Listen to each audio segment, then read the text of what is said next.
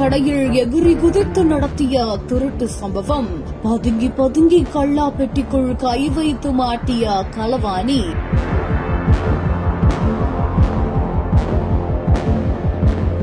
நள்ளிரவு நேரத்துல இந்த பூட்டிருந்த காய்கறி கடையில பூட்டை உடைச்சு கடைக்குள்ள நுழைந்த ஒரு இளைஞர் என்ன பண்ணிருக்காருன்னா, சிசிடிவி கேமரா இருக்கிறது கூட தெரியாம அங்கேயே குதிச்சு பாய்ந்து மெல்ல மெல்ல பதுங்கி சாலையில யாராவது பாக்குறாங்களான்னு பார்த்து நைஸா கல்லாப்பெட்டிக்குள்ள கைய விட்டு எவ்வளவு இருக்குதுன்னு அங்கேயே உக்காந்து பொறுமையா எண்ணி எடுத்திருக்காரு. அதுக்கப்புறமா போலீசார் அந்த இளைஞரை தேடிட்டு வந்த நிலையில இப்போ அந்த இளைஞர் கைது செய்யப்பட்டிருக்காரு. பெட்டிக்குள்ள பதுங்கி பதுங்கி கைய விட்டு சுமார் 2500 ரூபாய் காசு அவர் திருடி இருக்கிறது இந்த ஒரு விசாரணையிலையும் தெரிய வந்திருக்குது.